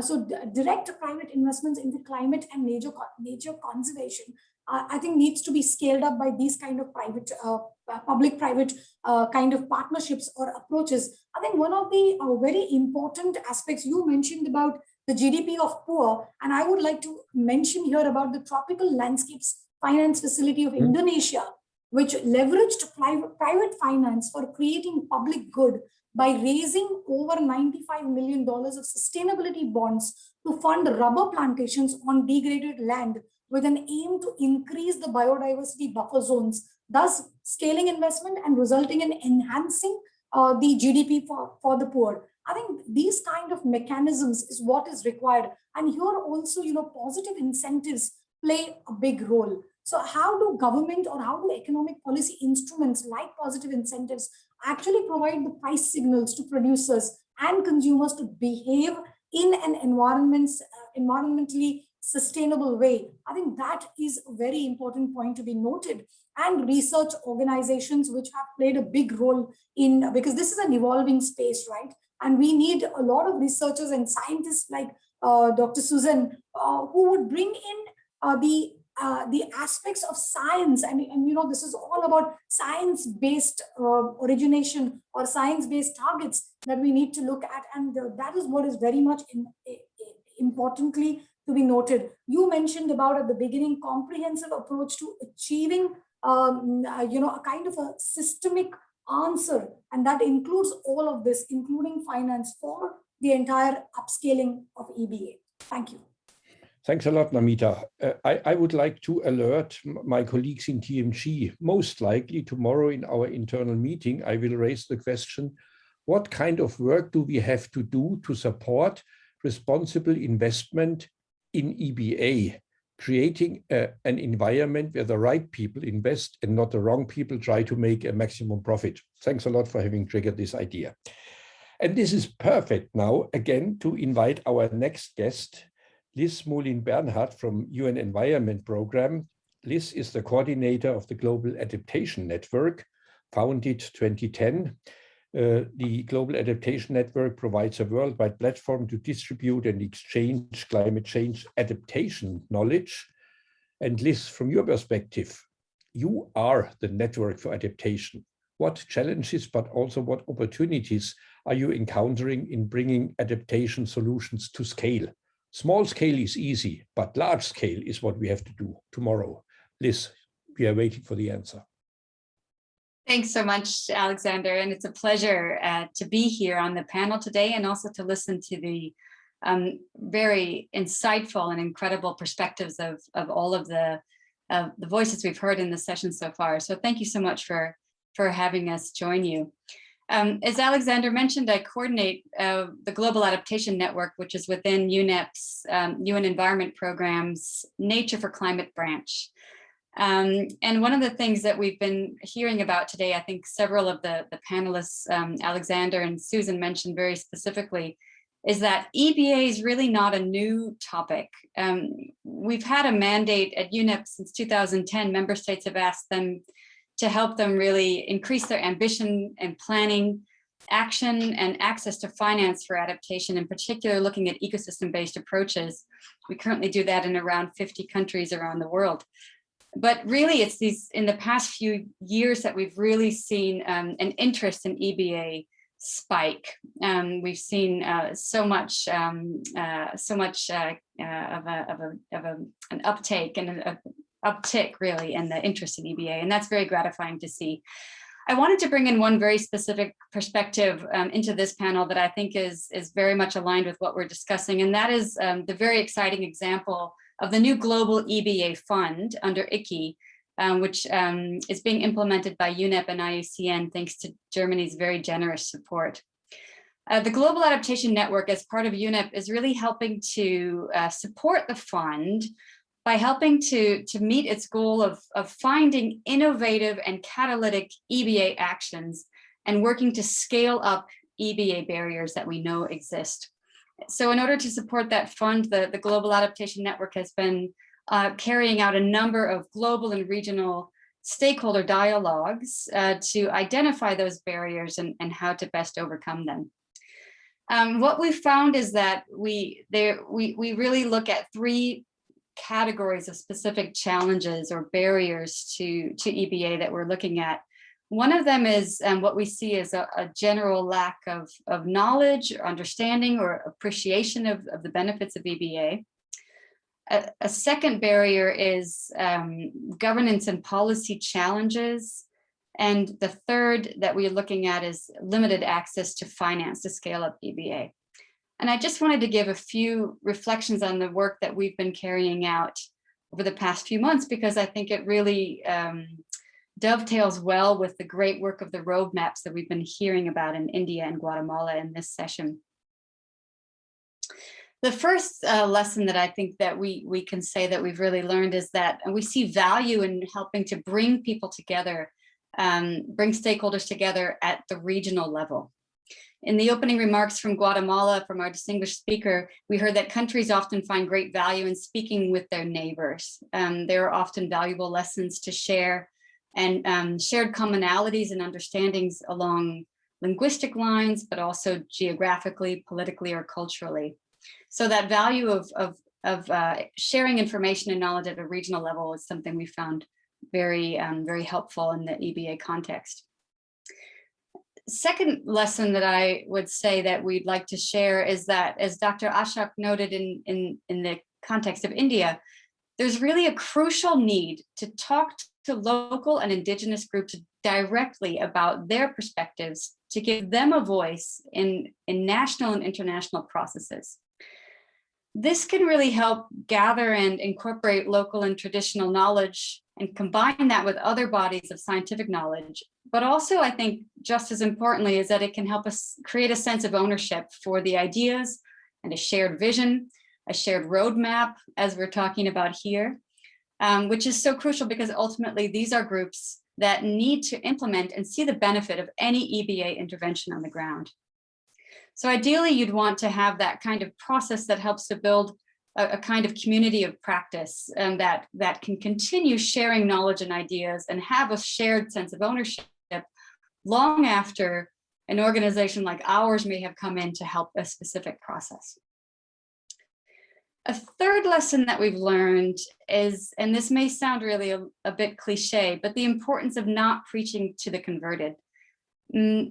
Our colleague in the panel, Namita, really brought this home in her intervention, but often I think we can find ourselves in a bit of an EBA echo chamber, where we're talking a bit to the converted, those who already know the term EBA, those who are already in that EBA crowd. But some of the most impactful and I think interesting conversations that we've had are when we're not talking to an EBA crowd, but rather bringing our conversations into other groups. So groups of youth, groups of major groups and stakeholders that UNEP works with, faith-based organizations, representatives from the private sector, international development banks. So colleagues who have a lot, I think, to contribute to the conversation, but may not be the ones that we automatically would be speaking to. So that we found extremely valuable. And finally, I think that it's really crucial, as we've heard our colleagues, Larissa and also Amelia really drew upon in their remarks, we need to make sure that these conversations are not happening in isolation, but that they're really tied at the beginning and at the end to larger processes. So for example, we've had a number of conversations within meetings of member states or initiatives that have identified a kind of adaptation priority gap or a need, where we can then embed that conversation about what the EBA solutions to that might be. And ultimately, we want to then make sure that those solutions and those conversations are helping to build into national planning for that country. So it could be national adaptation planning, NDCs, or other national commitments. And ultimately, we really need to help countries and other stakeholders develop fundable proposals for projects that can actually help to close the gaps and overcome EBA barriers that they've identified. And that's one of the really neat and gratifying things I think that we've seen with the Global EBA Fund, is that we're trying to help build that continuum of the conversation into hopefully very innovative and catalytic projects in EBA that can then help a country meet its commitments. So those are just some of the 4 of the key lessons that I wanted to share, Alexander, that I really resonated with me as I listened to the contributions of the panel. Thanks so much. Thanks a lot, Liz. And I'm pretty sure that there was a 5th key message you have sent to all the participants. UNEP is now distributing money. Please call me. And of course, this is really great. And we are aware that you are managing the Global EBA Fund. And we are here, of course, you rightly identified, we are within the EBA community. But we try to do something quite innovative, trying to link existing EBA projects and their good results into national roadmaps, serving both climate change agenda and SDG agenda. As I said in the beginning, every dollar has to achieve multiple benefits. And now my key question to you, what needs to be done in prioritizing the EBA funding when it comes to support of upscaling processes, and what kind of accountability do we need? Because we can fund projects for the next 200 years. In the end, it's not going to change if we don't upscale it and if we don't have accountability. Those are excellent questions. And I can say, we are helping to hold the purse strings for the funds that is being dispersed together with IUCN.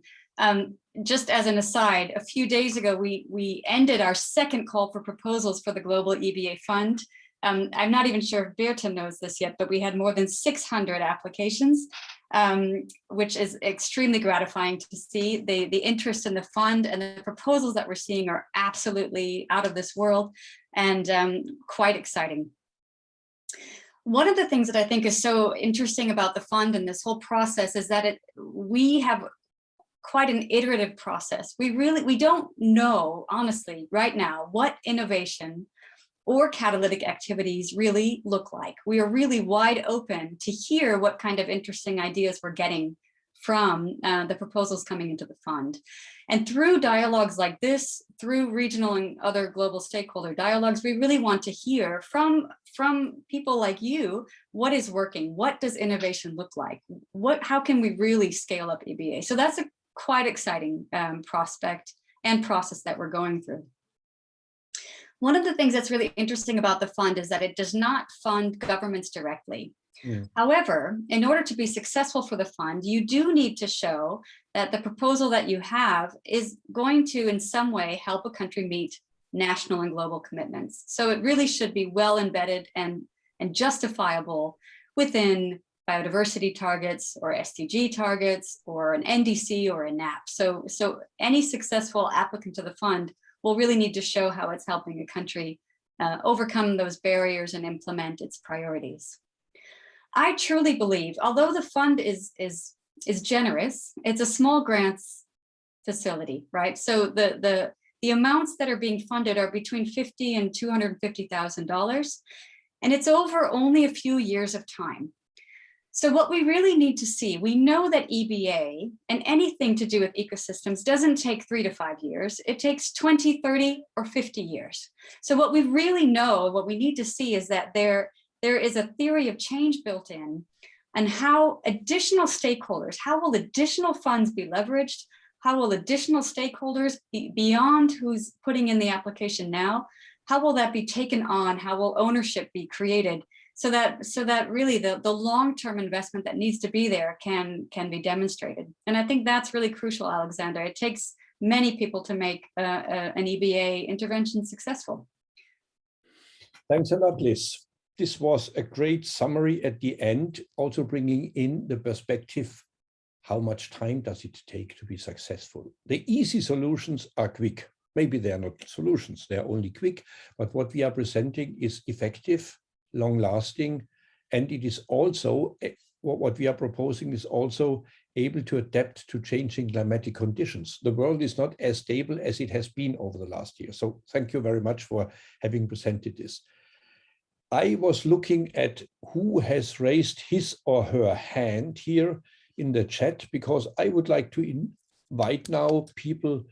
Do you want to raise questions to whomever? Do you have a comment? Not longer than a minute, but now I would like to open the floor for all the participants. And if you click on the hand here, we will manage, I hope, technically that you can speak. Is there a need to really intervene here and to provide a comment? Feel free. And the more you show up, the more likely it is that UNEP will go. I just want to comment on the information given. Okay. Yes, go ahead. If you see me now, yeah. I can see you. Thanks a lot. Thank you. My name is James. I'm the National President of United Nations Environment Ecosystem-based Adaptation for Food Security Assembly Nigeria. And I'm also a kind of a think tank for the ICP in terms of integrated development initiative on climate change in Nigeria as well. I just want to mention concerning the insight of Liz concerning the EBA fund. When we are talking of upscaling, the area of the normal production of the small-scale farmers is well known, but upscaling now is where do we go? The fund they brought out, which a lot of people have applied for, they need to be more transparent with it in terms of giving an insight of, if you are not qualified, they need to tell you, because we are all in any area of capacity building, to learn more that I didn't qualify, these are the things you need to do. Because we are only trying, like, I love what people did today, bringing a lot of insight, bringing a practical perspective in upscaling EBA. we need to showcase the area that, look, if you apply and you're not getting any result, it's not by saying that if you are not being contacted now shows you are not qualified. They need to be more transparent, to be more informed people that these are the criteria that they needed, because we need this EBA to be upscaled. Look at what IPCC have just presented, that we are going beyond the 1.5 degree centigrade we are targeting. It's no longer a comedy, it's no longer a joke. And we don't need to play with this around. So more transparent concern what is that they're doing wonderfully, concern the insight of the EBA fund they are creating, but more insight in terms of being transparent and giving more information concerning the EBA fund. Thank you. That's a great comment. Thank you so very much. And I can see Liz nodding. She will take it forward.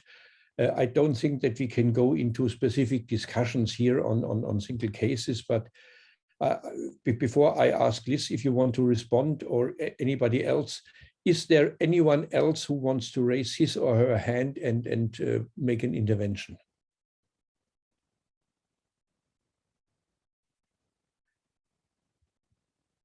I'm looking in the chat box. There are discussions going on. Liz, do you want to briefly comment on it without going into individual cases? Please go ahead. Thank you, Alexander. And thank you so much, James. It's an excellent question, and you're absolutely right. As we move forward with the fund, we plan to be giving more information about how we really identified what we thought would be the most innovative and catalytic within the applications that we received. And sometimes it's just looking at something that is completely new, something we've never heard of before that you might want to try to test out and see where it goes. So we will absolutely be sharing that information as soon as we can over the coming months. Just wanted to note two things. One is that the fund, it has a rolling application, right? And so every few months, we will be, there are many chances to apply to the fund. It goes for the next 5 years, at least twice a year, and potentially more often. We'll be stopping and looking at what we have. And we really expect also to have some targeted calls on very specific priority areas and topics. And so there are many opportunities to apply. So I just want to let you know that we're really very much at the beginning of this process. The second thing I think we should note is that we, together with IUCN, we will have a capacity building program set up that helps those who've applied to the fund but maybe haven't yet been successful to understand why, and maybe revise their application and resubmit it to a future call. So we will be doing that as well. So just to let you know, we welcome your and everyone else's proposal to the fund, and that it is an iterative process that we really hope will be a conversation we have together over the coming years. Thank you so much. Thanks a lot, Liz. Hello. 1 second. Thanks a lot, Liz. And I fully understand that an innovative approach also needs time to learn the lessons, and it will improve stepwise and getting better all the time. Thank you very much. So I have another hand. Negash Bekena Turga wants to provide a comment. Please go ahead. Thank you, facilitator. I am Negash Bekena from Ethiopia, General Manager for Ethiopian Apiculture Board. I have a small comment or maybe an idea to be considered in global funding for EBA. In developing countries like Ethiopia, you see, to implement the EBA solutions, you see there will be a challenge of food security and other issues. Therefore, the solutions in the EBA should consider the income or the production system that are badly needed by the community. In this case, beekeeping, as we know, is the cleanest production system, and it does not affect the environment or the ecosystem, but even it enhances the biodiversity and the ecosystem services, which can directly help the EBA solution system.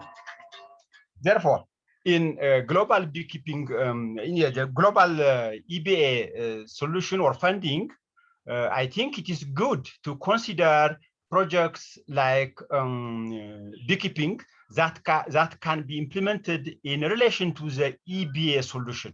You see, they can enhance the household income for the poor households, again, without affecting the environment. Therefore, this is, I think, very much in line with the EBA system. Let's say Ethiopia has about 10 million bee colonies.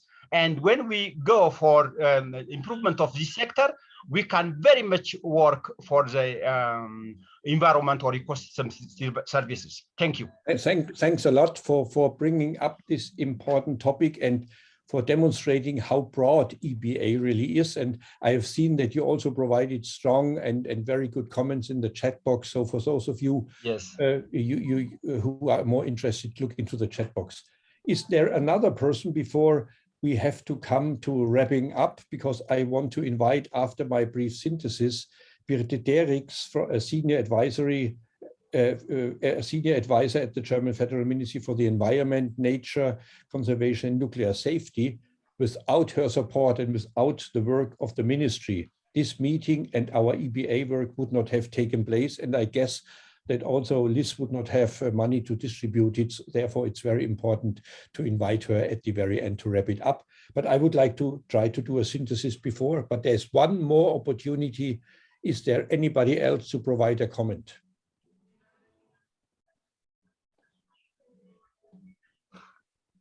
I don't see it. In British pubs, they call it last order. If you don't do it, there's nothing to drink, and you have not raised your hand, and therefore no additional question. Thanks a lot. So my very brief summary, and I would like to start with something that is coming very often at the end and then very short, sometimes also forgotten. My first key message is I would like to thank our partners in this project. Asukuch, WOTR, WWF Mesoamerica, ADIMI, you really have shown extraordinary commitment to implement this project in the time of a COVID crisis.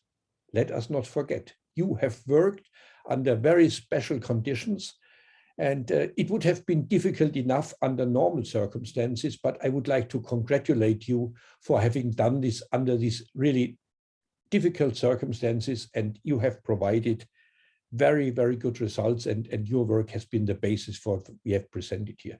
Let me also include, and please, Larissa, tell it your team, our own people. The collaboration between Larissa, her team, and you in the field has also been limited. We had to use all these online channels. Sometimes they work very well, sometimes they don't work very. Congratulations. You have laid the foundation for what we have done here. So coming to the other messages. One, EBA makes a difference and can make more differences when it comes to adaptation. We know the examples from Guatemala and Maharashtra, and we know it also from other parts in the world. The big step forward with designing a roadmap is that we have managed to bring EBA actors together and to create a process where EBA is introduced at the national level on the one hand, but also linked to the local level on the other hand.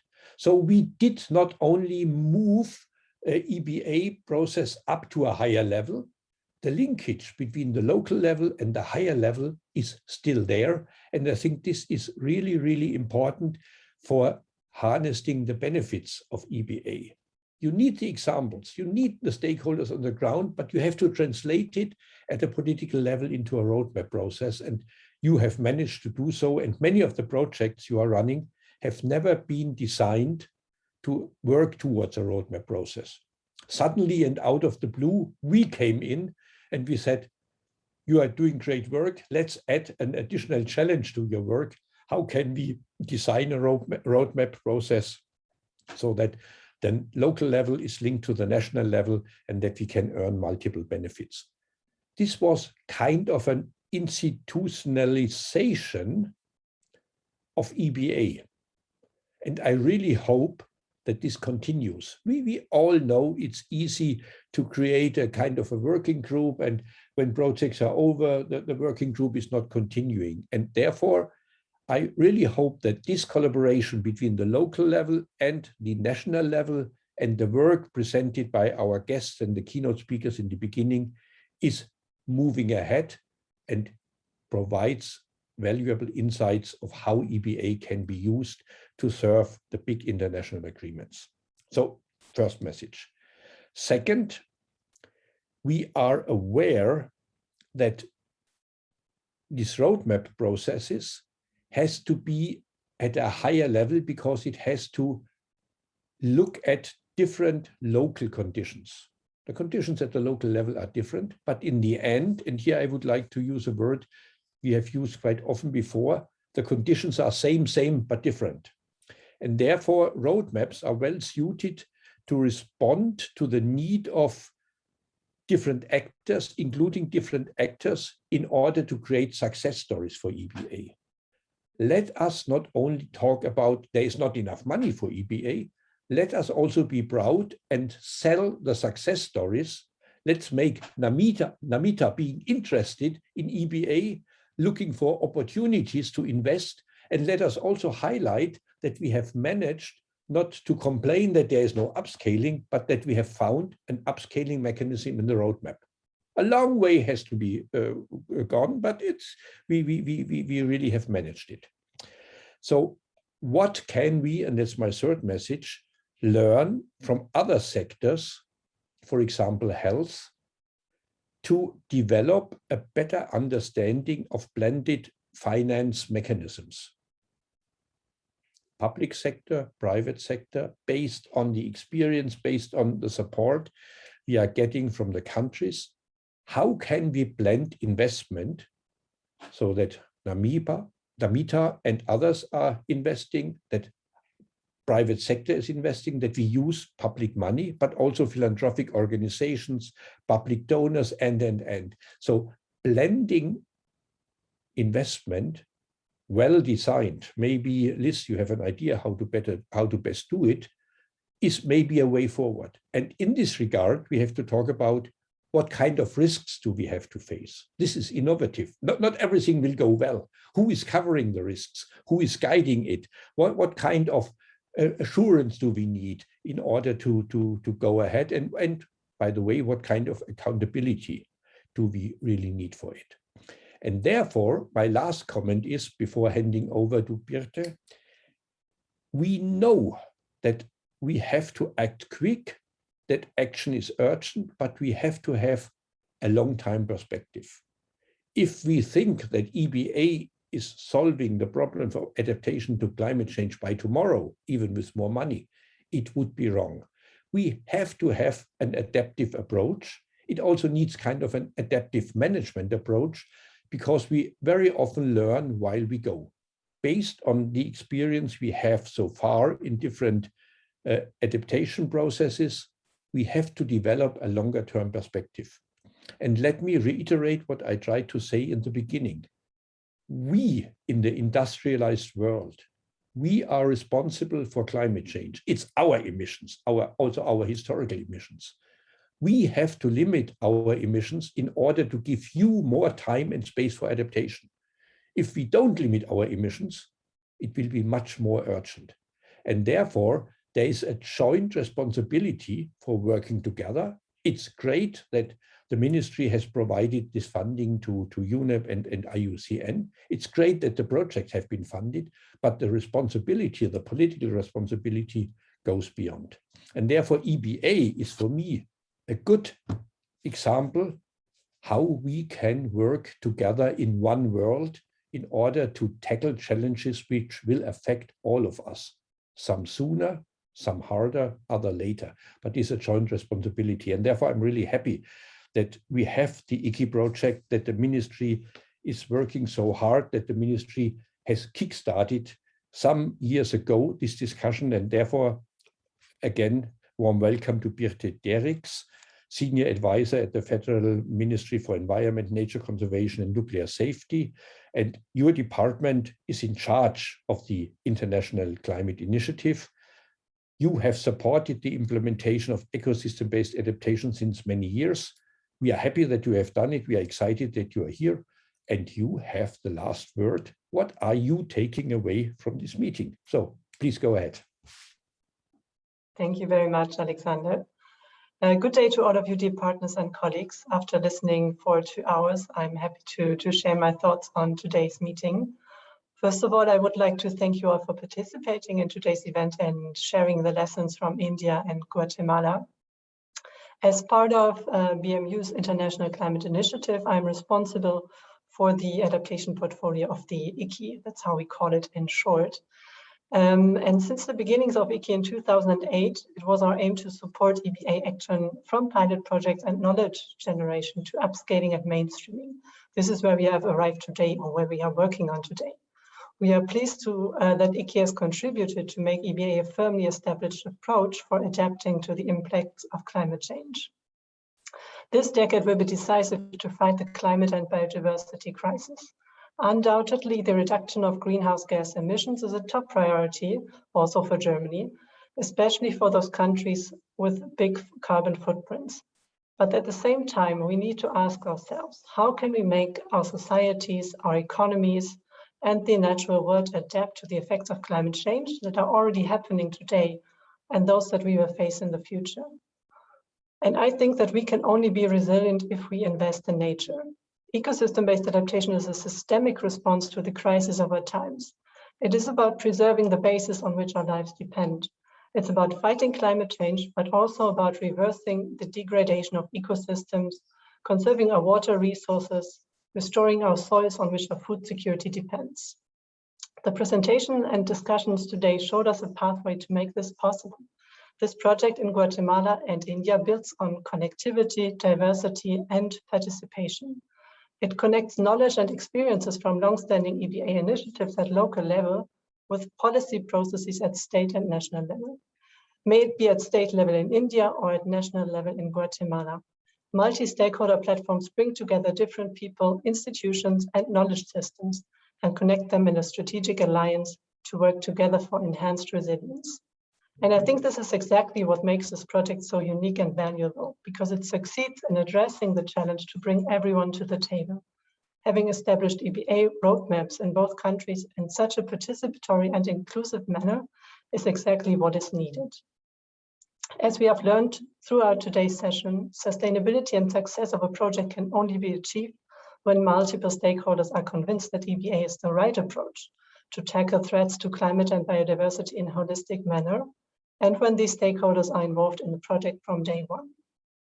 We all know that EBA is by definition a people-centric approach, meaning that transformation and sustainability can only be achieved when the diversity of local actors and knowledge is at the core of the EBA measures.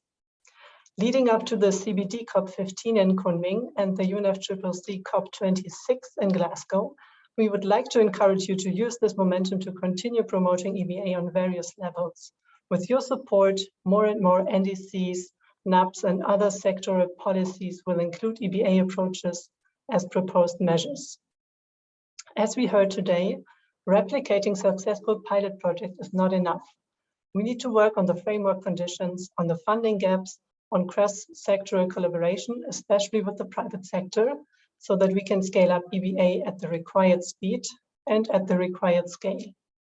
Since access to finance and financing instruments for EBA measures remains central to enhance partnerships, we would like to encourage you to regularly check funding opportunities via the ICI Small Grants program or through the Global EBA Fund that Liz has already mentioned before. I would like to thank the project team as well as the political partners for your efforts in implementing this project and sharing your experiences on how to create enabling conditions for EBA upscaling. It is always a pleasure for me to participate in the events of the EBA community, and I'm grateful for the opportunity to learn from this diverse and interesting group of speakers. Have a good rest of the day, and thank you very much. Birte, thanks a lot. I can join you in thanking all the speakers, the panelists, the participants, all who have actively participated in preparing this meeting. But my thank would not be enough if I would not especially thank the interpreters. Sophia and Patricia, who made it possible that we understand each other. And apologies if I have spoken too fast. If something was not clear, the interpreters, I think, will have found a way to inform all of us. Thanks a lot. Before you all leave, I would like to invite you to take 1 minute and participate in a poll and answer 5 short questions in the pop-up window, which should show up now, and it does. Thanks a lot, Bruno, so that you can say, where are you coming from? What type of organization are you doing? And so answer the 5 questions. And I'm not allowed to answer the question, so it's only up to you, and we cannot influence it. Please answer the questions. Thanks again. Wish you a good morning, a good night, or wherever you are in the world. It was a pleasure to be with you. Thanks a lot, and hope to see you soon or to continue to work together. Thank you very much, and bye-bye.